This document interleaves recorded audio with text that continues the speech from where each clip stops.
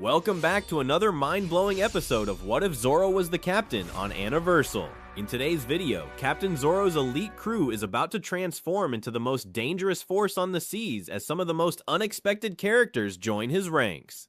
We will witness an absolute shocker, a brutal, bloody clash between Zoro and one of the deadliest pirates of the worst generation, a defeat that will alter the entire One Piece timeline forever.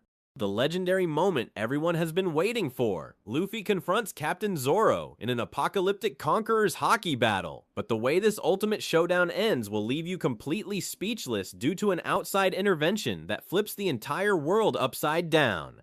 Watch until the very end because you cannot miss a single second of this. Our story begins as Captain Zoro's ship enters the eerie waters of Thriller Bark. There, amidst the pitch-black darkness and thick fog, the crew encounters a living, breathing skeleton, crying and singing all alone, Soul King Brook? With the absolute confidence and terrifying aura of a true captain, Zoro doesn't hesitate for a single second. Looking at Brook, Zoro instantly recognizes his unique, lightning-fast swordsmanship.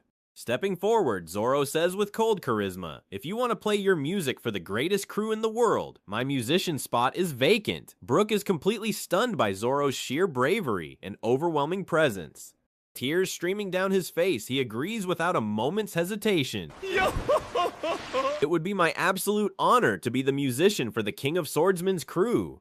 But the crew's power level skyrockets even further when they arrive at Fishman Island. First Knight of the Sea, Jinbe, the former captain of the Sun Pirates, known across the world for his unyielding loyalty, initially refused to ally himself with any human. However, after witnessing Zoro's immense authority, his absolute sense of justice, and how he fearlessly used his blades to protect the weak and save the island, Jinbe sees the spirit of a true leader, a savior who can genuinely change the world. Kneeling before Zoro with deep respect, Jinbe declares, "Captain Roronoa, I have been waiting for a leader like you. My strength and my loyalty belong entirely to you on these seas." Just like that, Captain Zoro adds an unstoppable ocean warlord to his crew. And now, we arrive at the biggest shock of this entire series. On the chaotic island of Punk Hazard, Zoro crosses paths with the Surgeon of Death, Trafalgar Law. Law tries to use Zoro as a pawn in his strategic chess games, but Captain Zoro takes orders from absolutely nobody. A destructive, earth-shattering battle erupts between the two. Law unleashes his room, utilizing his deadly surgical hacks and spatial teleportation. But Zoro, unleashing an overwhelming torrent of advanced armament hockey, delivers a single colossal slash that shatters the room entirely, sending Law crashing to the ground, heavily bleeding and completely exhausted, placing his blade directly against Law's neck. Zoro states coldly, "Your calculated strategies don't work on me. You can either die here, or put your genius intellect and medical skills to use under my flag." Law, spitting blood while smiling in absolute awe of Zoro's monstrous power, looks up and says, "You are barely human. Let's see how far this madness takes us."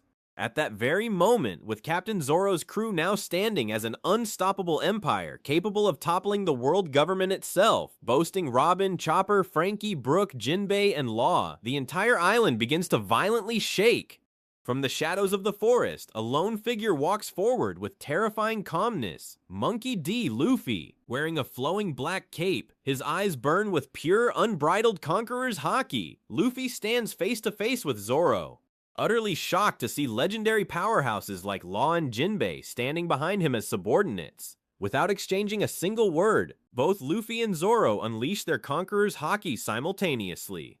Massive bolts of black and green lightning pierce the heavens, threatening to rip the island in half from pure kinetic pressure. Luffy reels back his fist, Zoro draws his swords, and they collide in a devastating, catastrophic clash that forces the entire crew back. This fatal battle was about to end with one of them dead, but suddenly, the sky turns dark with the shadows of hundreds of marine battleships. The dreaded, merciless sound of a buster call echoes across the entire island. Admirals Akainu and Kizaru have arrived personally with a massive army, realizing that if Luffy and Zoro either kill each other or form an alliance, the world government is finished. Stopping his blade, Zoro looks at Luffy and smiles with icy composure. This fight is postponed. The Marines want to erase both of us at once. If we survive this chaotic hell, we'll find out who the true captain of the world really is. Luffy laughs through the blood on his face. Deal. What will happen in Part 4? Will Luffy and Zoro join forces to annihilate the admirals, or will a shocking betrayal take place? Subscribe to Universal and smash that like button right now so you don't miss the next legendary episode. Also, you can watch all the previous episodes right now in the description below.